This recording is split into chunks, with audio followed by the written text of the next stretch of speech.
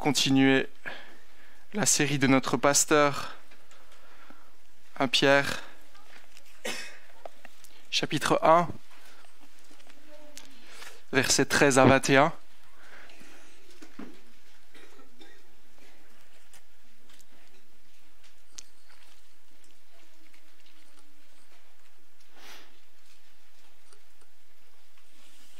« 1 Pierre, chapitre 1, verset 13.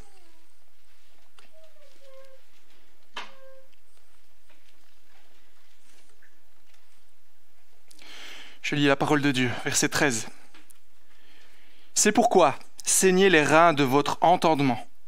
Soyez sobres et ayez une entière espérance dans la grâce qui vous sera apportée lorsque Jésus-Christ apparaîtra. Comme des enfants obéissants, ne vous conformez pas aux convoitises que vous aviez autrefois quand vous étiez dans l'ignorance. Mais puisque celui qui vous a appelé est saint, vous aussi soyez saints dans toute votre conduite.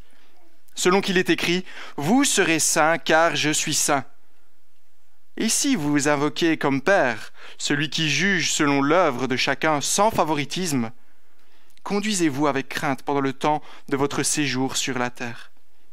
Vous savez que ce n'est pas par des choses périssables comme l'argent ou de l'or que vous avez été rachetés de la vaine manière de vivre que vous aviez hérité de vos pères, mais par le sang précieux de Christ, comme d'un agneau sans défaut et sans tache, prédestiné avant la fondation du monde. Il fut manifesté à la fin des temps à cause de vous.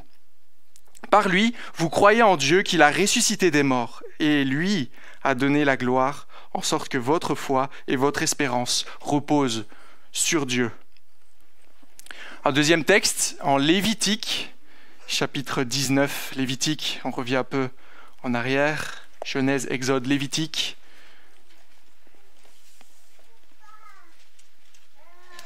Lévitique, chapitre 19, versets 1 à 4.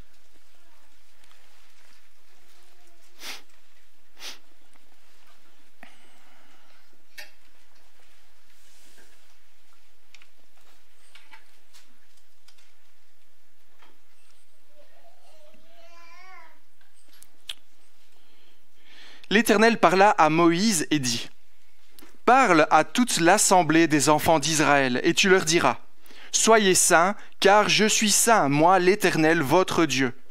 Chacun de vous respectera sa mère et son père, et observera mes sabbats. Je suis l'Éternel, votre Dieu. Vous ne vous tournerez point vers les idoles, et vous ne ferez point de Dieu en métal fondu. Je suis l'Éternel, votre Dieu. » Et un dernier texte en Marc, dans l'évangile de Marc, au chapitre 15.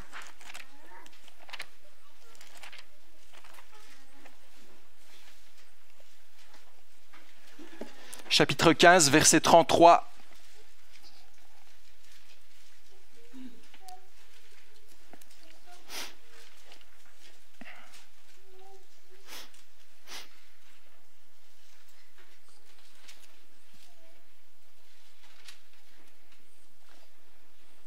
Marc chapitre 15, verset 33. « La 6e heure étant venue, il y eut des ténèbres sur toute la terre jusqu'à la 9e heure. Et à la 9e heure, Jésus s'écria d'une voix forte : « Éloi, Éloi, lama sabachthani » ce qui signifie : « Mon Dieu, pourquoi m'as-tu abandonné ?»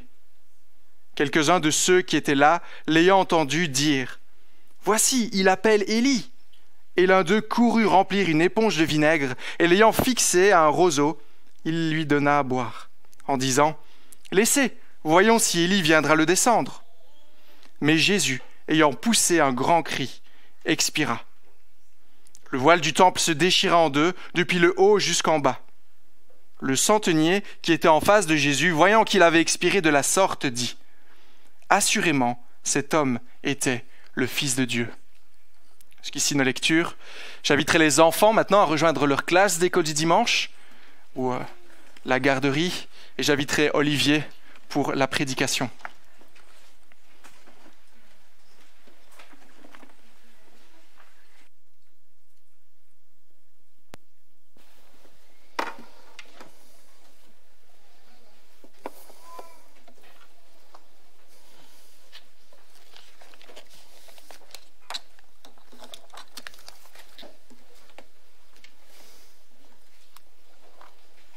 Voilà, je vous encourage à garder votre Bible ouverte sur le premier texte que nous avons lu dans 1 Pierre, chapitre 1er,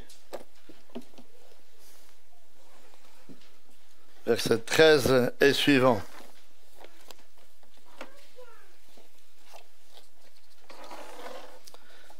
Est-ce qu'il vous est déjà arrivé de croiser quelqu'un dans la rue ou dans un magasin ou au travail et de vous dire « Je me demande s'il n'est pas chrétien ». Et puis vous l'avez vu faire quelque chose et vous êtes dit « Ah non, probablement pas ».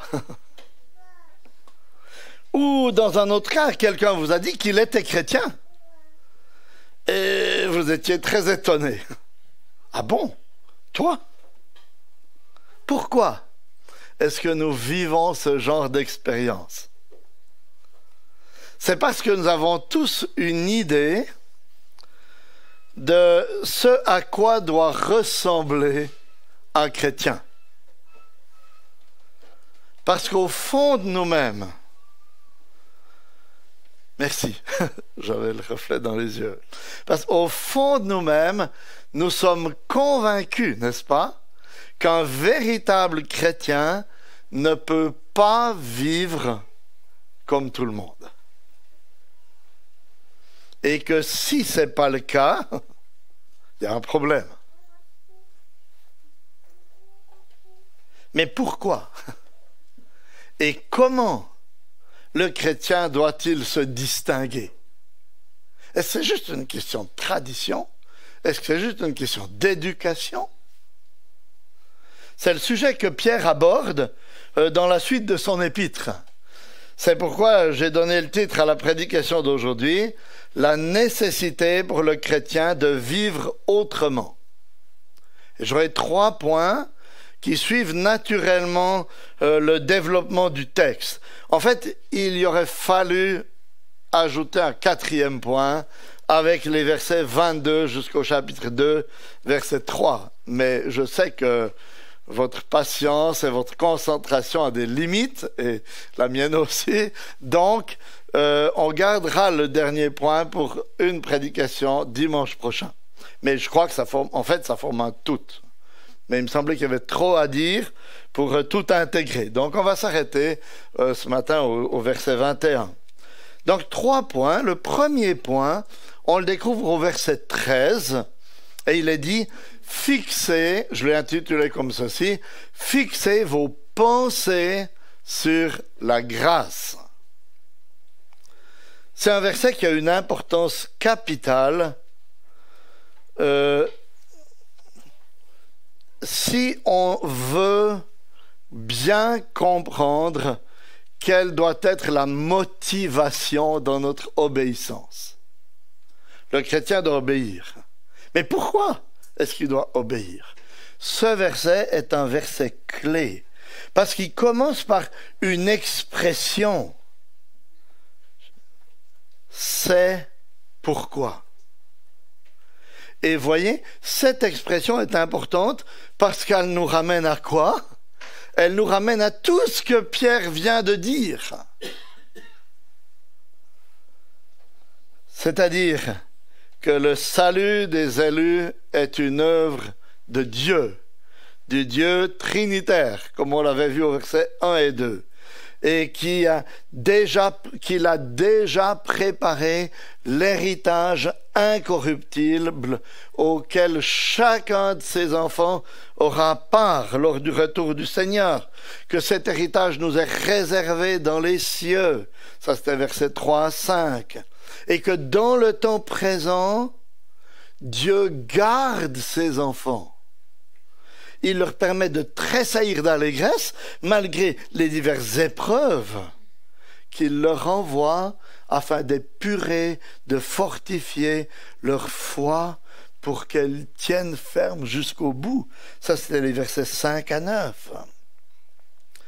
Car tout cela fait partie du plan de Dieu, un plan de Dieu préparé de toute éternité par Dieu et révélé dans les temps anciens, par l'Esprit du Christ. Un plan dans lequel,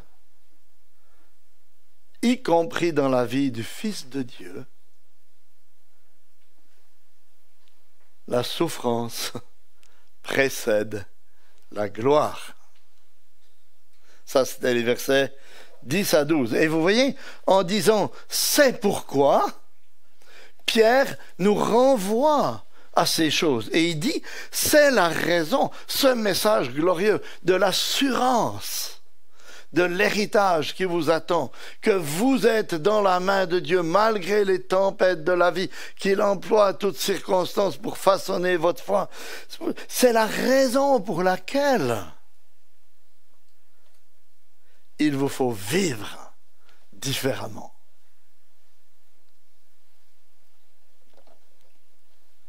Vous voyez, ce n'est pas pour s'attirer la faveur de Dieu, ni pour espérer un jour être assez bon pour pouvoir enfin toucher l'héritage, que nous obéissons, mais c'est à cause de ce que Dieu a fait pour nous. Et parce que tous ces bienfaits glorieux, saints, parfaits, sont en réserve pour nous, qu'il nous faut vivre autrement. Ainsi, vous voyez, la vie nouvelle, l'obéissance, s'enracine dans la grâce. Et c'est vraiment très important. Parce que dans l'acte lui-même, parfois il n'y a pas de différence entre un acte qui est accompli en vue de s'attirer la faveur de Dieu ou parce qu'on a la faveur de Dieu. Oui, c'est le même acte. Vous avez peut-être mis un peu d'argent dans le tronc. Certains l'ont peut-être fait parce qu'ils espèrent s'attirer la faveur de Dieu. D'autres en réponse à la générosité de Dieu. Donc, mais c'est fondamental parce que l'acte elle-même, mais la motivation est différente. La motivation du chrétien repose sur la grâce de Dieu. Et c'est ce que Pierre souligne par les deux expressions suivantes dans le verset 13, lorsqu'il dit « affermissez vos pensées et soyez sobres ». Ces deux expressions imagées. Et dans la traduction second 79, l'expression littérale est employée. Il est dit « saignez les reins de vos pensées ». Affermissez vos pensées, c'est vraiment ça. Saignez les reins de vos pensées. Et vous savez sans doute qu'à l'époque de Pierre, à l'époque de notre Seigneur, tout le monde était vêtu de longues robes amples et pas très pratique pour travailler ou pour marcher. Donc, avant de se mettre au travail ou avant de commencer à marcher, on saignait ses reins avec une ceinture et on remontait le bas de la robe dans la ceinture pour pouvoir marcher plus facilement. Ainsi, ce que Pierre nous dit par cette image, c'est que pour être équipé et apprendre à vivre autrement en tant que chrétien, il faut que nos pensées soient habitées par les vérités du début de cet épître. C'est ces vérités qui vont nous rendre aptes à obéir au Seigneur d'une manière nouvelle.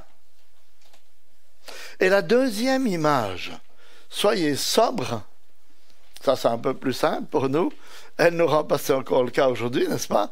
Elle nous renvoie à l'abus d'alcool. Comment est-ce qu'on est quand on a trop bu? J'espère que vous ne le savez pas. Mais peut-être, si certains le savent, quand on a trop bu, toute la réalité devient floue. On n'est plus capable de marcher droit.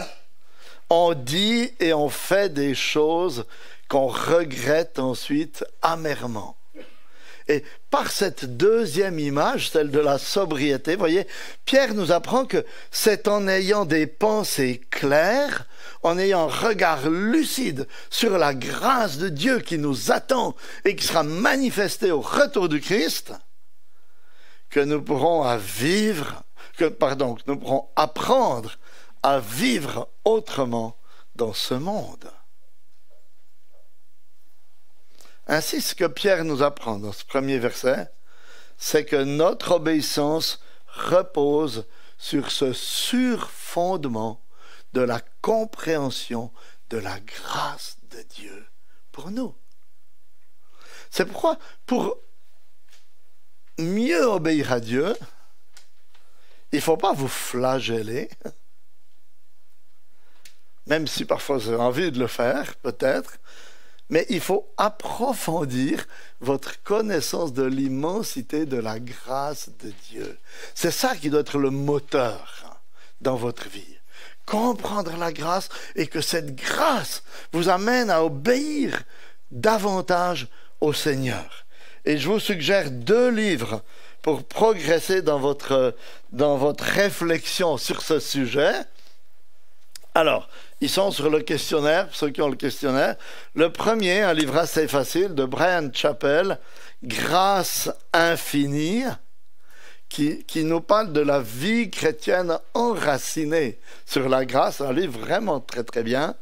Le deuxième, « La faille dans notre sainteté », un livre un peu plus difficile, un peu plus ardu, de Kevin DeYoung. Donc commencez peut-être par le bleu si vous voulez, et puis après vous pouvez aller sur l'autre. 2 livres qui s'adressent à ce sujet qu'on aborde aujourd'hui, celui de la croissance dans la sainteté, dans la marche avec le Seigneur. Donc ce verset 13 nous montre quelle doit être notre motivation dans notre obéissance. C'est la grâce de Dieu, c'est l'héritage qui nous attend. C'est pourquoi, pour vivre autrement, il nous faut fixer nos pensées sur la grâce. C'est ce qu'il nous dit. Affermissez votre pensée. Et la richesse de l'héritage qui nous attend vous aidera à vivre autrement dans ce monde, même si le coût est élevé. Parce que vous allez devoir vous distinguer du monde. Maintenant, on arrive au deuxième point. Dans les versets 14 à 16, considérez le caractère de Dieu. Imaginez qu'à l'âge de 10 ans, vous êtes arrivé d'Afrique, d'Amérique latine, d'Asie ou d'ailleurs, et vous avez été adopté dans une famille française. Qu'est-ce qui se serait passé pour vous? Vos habitudes auraient été totalement bouleversées. Parce que vous seriez arrivé dans une nouvelle culture, une nouvelle famille avec des nouvelles habitudes, des nouveaux goûts, des nouvelles nourritures, etc. Et en fait, toute votre vie aurait été chamboulée avec parfois des difficultés à vous soumettre aux consignes de vos nouveaux parents. Manger des choux Bruxelles, bon, je sais pas, vous voyez, si vous arrivez d'Afrique, ou je sais pas, hein. Maintenant, qu'est-ce qui s'est passé lorsque vous êtes devenu chrétien? Vous avez été adopté dans la famille de Dieu. Et vous êtes devenu, début du verset 14, un enfant de Dieu. Comme des enfants obéissants, etc. Vous êtes devenu un enfant de Dieu. Et avant d'être un enfant de Dieu, qu'est-ce que vous étiez? Pierre nous dit à la fin du verset 14 que vous étiez ignorants. Vous n'étiez pas ignorants de tout, mais vous étiez ignorant du caractère de Dieu. Vous étiez ignorant des commandements de Dieu, ignorant de ce qui plaît à Dieu. Comme cet enfant adopté, vous voyez, qui était ignorant qu'il pouvait exister d'autres façons de manger, d'autres légumes et d'autres coutumes. Et comment est-ce que vous viviez? Au milieu du verset, il nous dit: ne vous conformez pas aux désirs que vous aviez autrefois dans votre ignorance. Dans l'ignorance qui était la vôtre, vous aviez une manière de vivre qui était de vivre selon les désirs de votre cœur sans Dieu. C'est-à-dire que vous viviez comme la plupart des gens qui nous entourent, en faisant de vous-même, de vos désirs et de vos passions votre Dieu et votre raison d'être.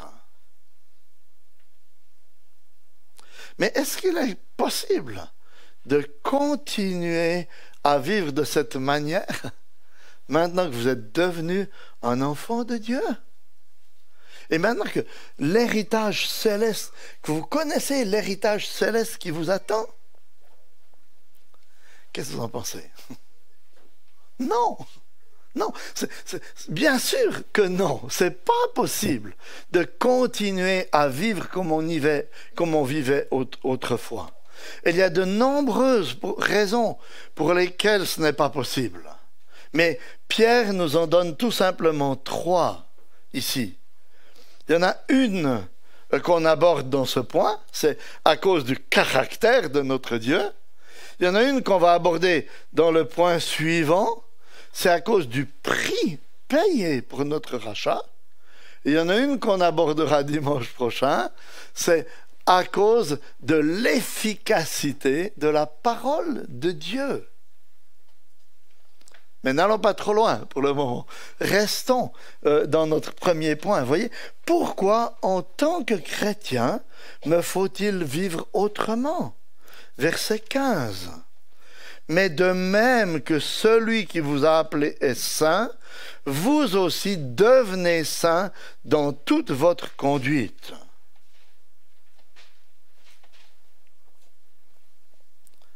C'est à cause du caractère de celui qui nous a sauvés. Comment est-il? Il est saint. Et c'est pourquoi il me faut devenir saint à mon tour, dans toute ma conduite. C'est très clair, n'est-ce pas? Très simple, en fait. Enfin, en théorie, je dirais. La pratique, c'est autre chose, hein? Il faut que je le vive de la sorte afin de plaire, c'est-à-dire afin de ressembler de plus en plus à mon Père céleste, qui a dit déjà dans l'Ancien Testament, dans le livre du Lévitique, alors que le peuple était en plein désert du Sinaï, « Vous serez saints, car je suis saint. » C'est-à-dire, j'ai fait de vous mon peuple, je suis entré en alliance avec vous, maintenant vous allez me ressembler, parce que vous êtes mes enfants adoptés dans ma famille. C'est pourquoi si on veut comprendre ce que Pierre est en train de nous dire ici, il faut nous intéresser à ce qu'est la sainteté. Le mot saint se trouve un peu plus de 600 fois dans la Bible. Et il est synonyme de séparé. Ainsi, Dieu est saint, comme le proclament les anges dans le ciel, dans le sens qu'il est séparé. Alors, il est séparé, Dieu en tout cas, du monde, de sa création, du péché et des pécheurs qu'il commet. Il est saint dans le sens qu'il est tout autre. Il existait avant que la création existe. Lui seul est séparé dans ce sens-là. Et cette expression démontre en fait l'horreur qu'il a envers le péché et ceux qui le pratiquent. Vous voyez, il ne peut pas supporter le pécheur en sa présence. Et qu'est-ce que cela veut dire très concrètement? C'est que, vous voyez, notre héritage, la réalité céleste à laquelle nous sommes destinés, est un lieu saint, dans lequel il n'y a aucun péché. Parce que Dieu est saint, et si Dieu est là, tout est séparé du péché. C'est pourquoi Apocalypse 21:16 décrit, si vous vous souvenez encore peut-être, la nouvelle Jérusalem sous la forme d'un cube. Parce que le cube, c'était la forme du lieu très saint, dans le tabernacle et dans le temple, qui était le lieu dans lequel Dieu résidait et dans lequel les hommes ne pouvaient pas entrer, sauf le souverain sacrificateur, une fois par année, après avoir accomplit tout un rituel bien particulier. Voyez, pourquoi est-ce qu'on devrait être saint? Mais parce que l'éternité qui nous attend, le pays dans lequel on va entrer, est un pays qui est saint.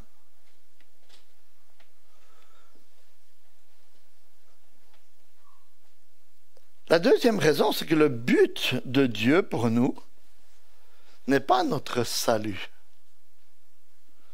mais que nous soyons saints. Souvent, on pense que le salut, c'est le but de Dieu pour nous. Pas du tout. Le but de Dieu pour nous, il est plus élevé que simplement nous sauver puis nous donner la vie éternelle. Le but de Dieu pour nous, c'est de nous rendre semblables à lui. C'est de nous transformer de l'intérieur par le Saint-Esprit pour que l'image du Christ en nous soit renouvelée. Éphésiens 1, 3 et 4. Béni soit Dieu, le Père de notre Seigneur Jésus-Christ, qui nous a bénis de toute bénédiction spirituelle dans les lieux célestes en Christ. En lui, Dieu nous a élus avant la fondation du monde, écoutez maintenant, pour que nous soyons saints et irréprochables devant lui. Et on ne peut pas continuer à pécher et à vivre dans le péché quand on a compris ça, en banalisant le péché, quand on a compris ça. On a parfois cette tendance à dire, oui, mais bien sûr, mais je suis saint en Christ. C'est vrai. On est saint en Christ. Nos œuvres ne seront jamais assez saintes pour satisfaire la justice de Dieu. Mais on n'a pas le droit de se couvrir de cette sainteté objective que Christ nous acquiert pour ne pas chercher à vivre dans la sainteté. Parce que la sainteté à laquelle Pierre nous appelle ici, on l'a vu à la fin du verset 15, il dit « Devenez saints dans toute votre conduite ». Oui, c'est pas devenez saint quand vous serez au ciel, c'est devenez saint dans votre conduite de chaque jour, c'est-à-dire devenez séparés, devenez différents dans toute votre conduite. Dieu veut que nous soyons séparés. Cette prise de conscience du caractère de Dieu doit nous pousser à nous séparer. De quoi? Nous séparer des désirs et des passions mondaines, pécheresses que nous avions avant de connaître le Seigneur et qui font encore la guerre à notre âme parfois intérieurement.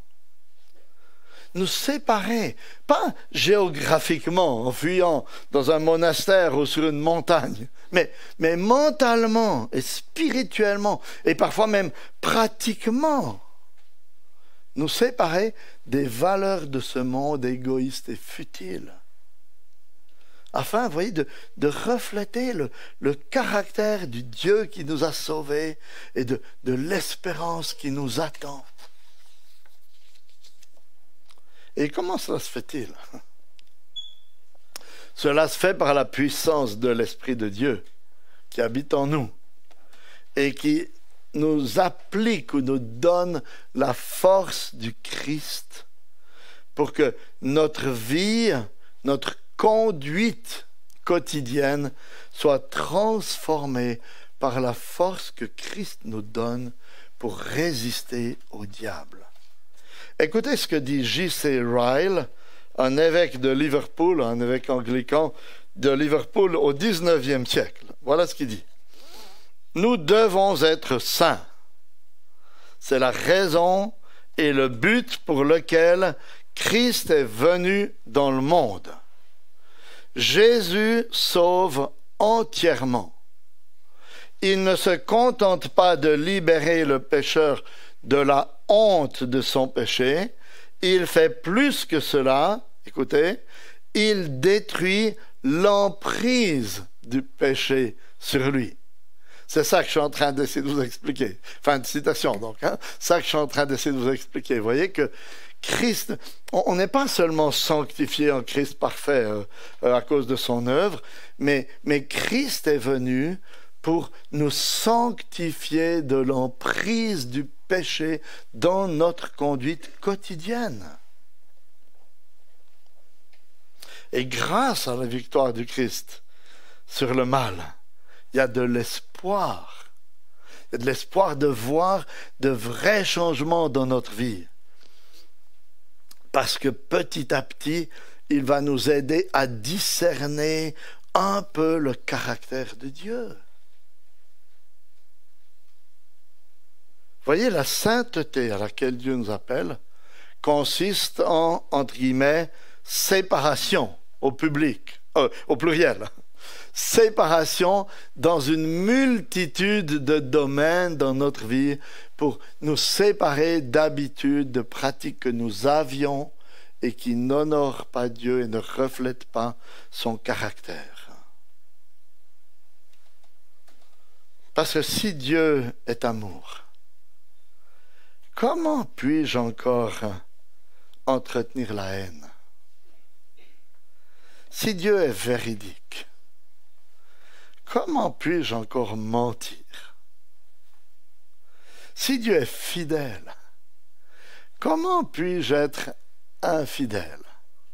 Et je vous fais grâce de la suite, mais on pourrait allonger, voyez? Quand on comprend le caractère de notre Dieu, ça doit nous pousser à nous séparer de ce qui n'est pas en accord avec le caractère de notre Dieu. Alors bien sûr, nous ne serons jamais parfaits ici-bas, mais n'oublions pas que, en fait, Dieu prend plaisir à voir des progrès dans la vie de ses enfants, même s'ils ne sont pas parfaits, comme des parents prennent plaisir à voir ceux de leurs enfants ou de leurs petits-enfants. Vous avez votre enfant qui rentre de la maternelle, il vous amène un dessin, c'est un vrai gribouillis, c'est un torchon. Mais qu'est-ce que vous lui dites?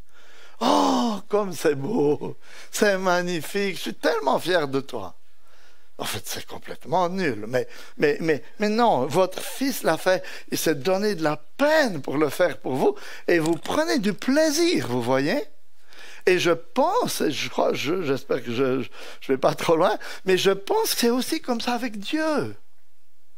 Dieu prend du plaisir à voir ses enfants se donner de la peine pour faire quelque chose qui lui plaît, même si ce n'est pas parfait. En fait, c'est exactement ce que Colossiens 1,10 nous dit. Marchez d'une manière digne du Seigneur pour lui plaire à tout point de vue. Vous voyez, quand vous marchez d'une manière digne du Seigneur, vous cherchez à marcher d'une manière digne du Seigneur, vous lui plaisez. À tout point de vue, marchez en pensant à cette réalité. Et ce comportement distinct aura des conséquences sur la manière dont les gens du monde vous traiteront.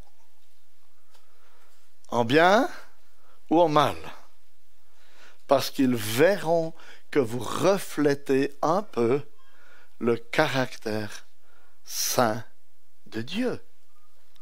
Donc, fixez vos pensées sur la grâce, considérez le caractère de Dieu, et maintenant pour terminer, les versets 17 à 21, considérez le prix payé par Christ.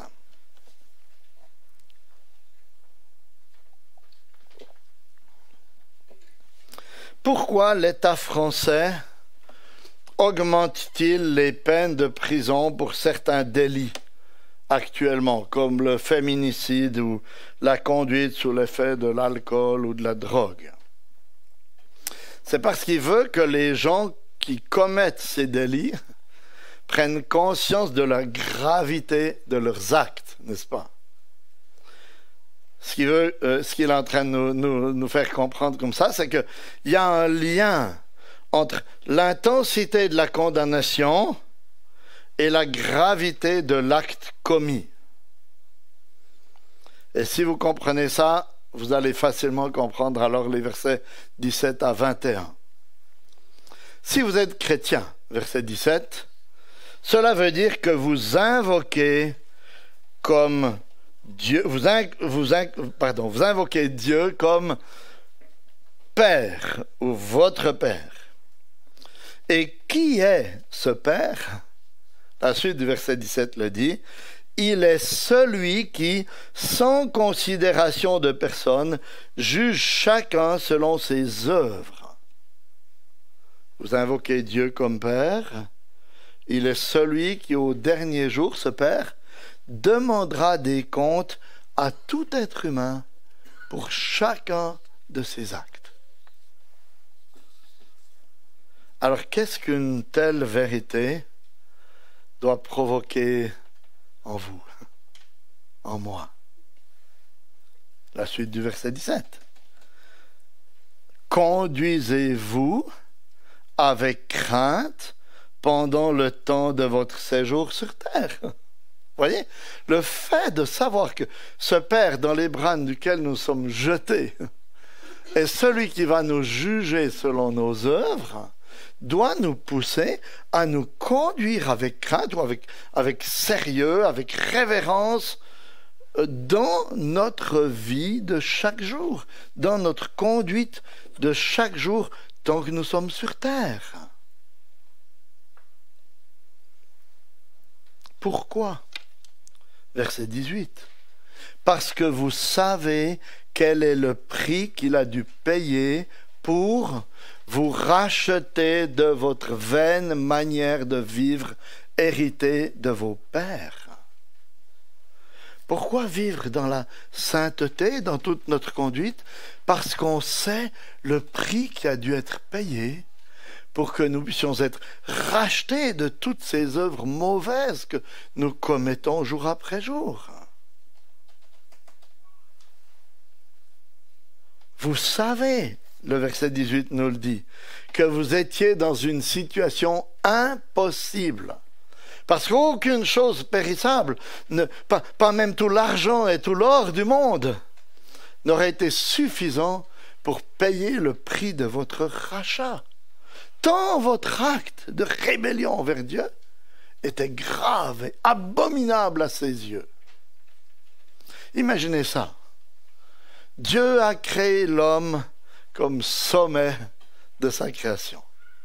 Il l'a placé dans un jardin parfait, riche, luxuriant, pour le garder et le cultiver. Puis il lui a donné une épouse qui soit son aide et son vis-à-vis pour l'aider dans sa tâche et vivre dans une harmonie et une intimité parfaite. Et pour couronner le tout, Dieu vivait en harmonie avec eux. Il les visitait dans le jardin dans lequel ils pouvaient se régaler de tout, sauf de l'arbre de la connaissance du bien et du mal. Et qu'ont fait Adam et Ève?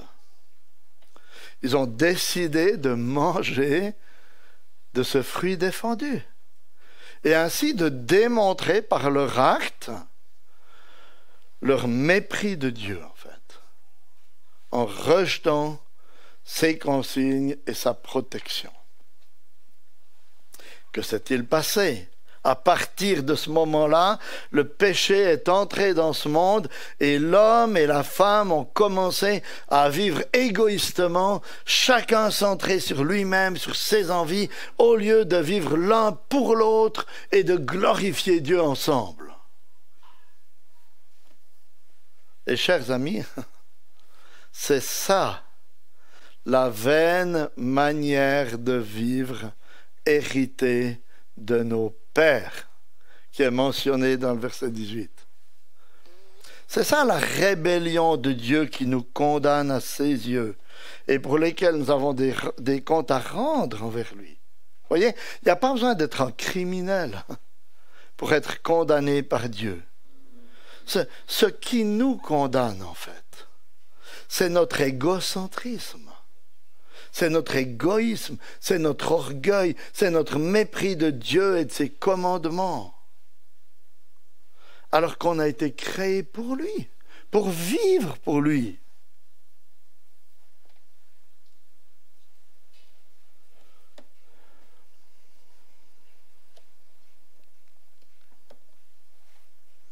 Et notre manière de vivre égoïstement aujourd'hui démontre que, en fait, nous ne sommes pas meilleurs qu'Adam et Ève.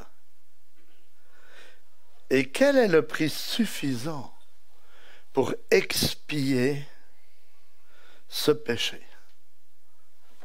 Si tout l'or du monde ne suffit pas. Le verset 19 nous dit « Le sang précieux de Christ ». Mais par le sang précieux de Christ, comme d'un agneau sans défaut et sans tache.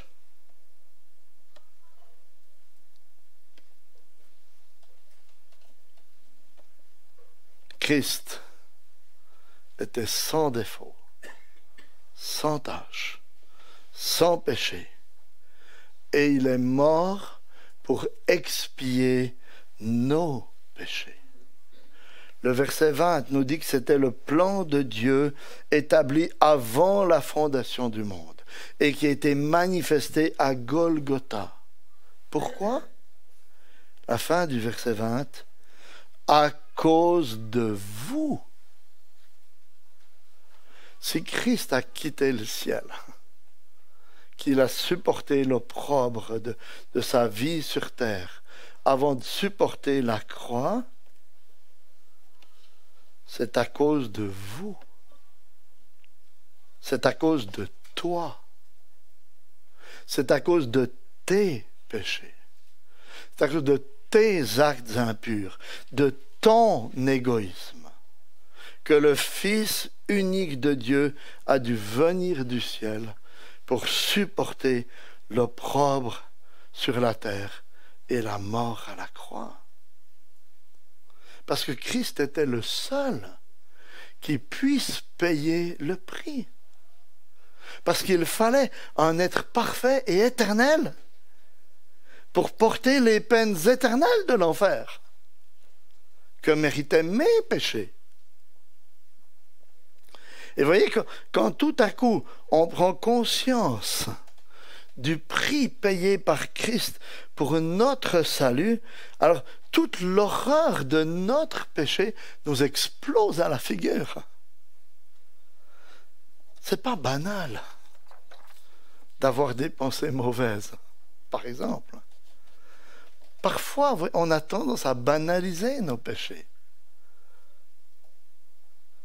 Ou on manie ces doctrines de l'expiation un peu comme des concepts abstraits, sans émotion. On dit, Jésus a vécu une vie parfaite, puis il a dû mourir à la croix pour porter ma condamnation. Ouais, c'est une belle théorie. Mais oui, c'est vrai.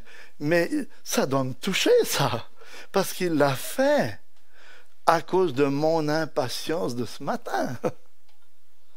À cause de ma nonchalance devant la TV hier soir, à cause de l'égarement de mes pensées présentes. C'est à cause de ces choses-là, vous voyez, que je vis aujourd'hui, que Christ a dû mourir à la croix.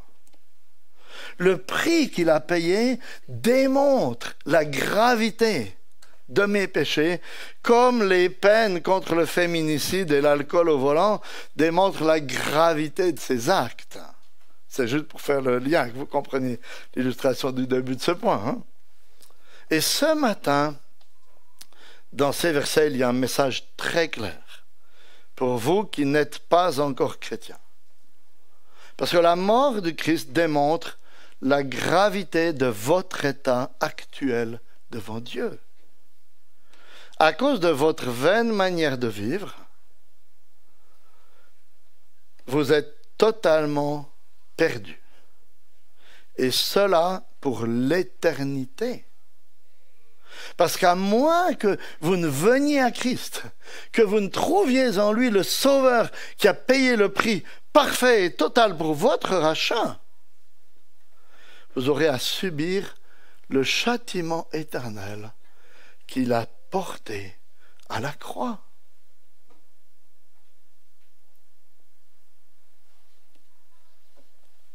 Car Jésus est le seul moyen donné par Dieu pour être réconcilié avec lui. Il a été prévu et préparé avant la fondation du monde, mais pour que nous en jouissions personnellement aujourd'hui, il vous faut reconnaître votre misère et vous saisir avec foi de cette œuvre accomplie par Christ, de ce moyen préparé par Dieu. Il y a aussi un message pour nous qui sommes déjà chrétiens, parce que ce texte a été écrit plutôt pour des chrétiens, des gens comme vous, par l'apôtre Pierre, à l'origine.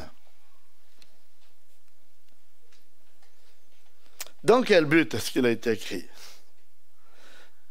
Afin de nous faire prendre conscience combien notre vaine manière de vivre, héritée de nos pères, combien la vaine manière de vivre de ce monde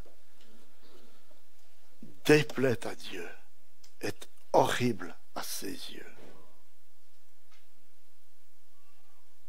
Parce qu'il n'y a pas d'autre solution pour nous arracher à cette main. Il n'avait pas d'autre solution pour nous arracher à cette vaine manière de vivre que de donner son Fils à la croix pour nous arracher aux peines de l'enfer que nous méritions.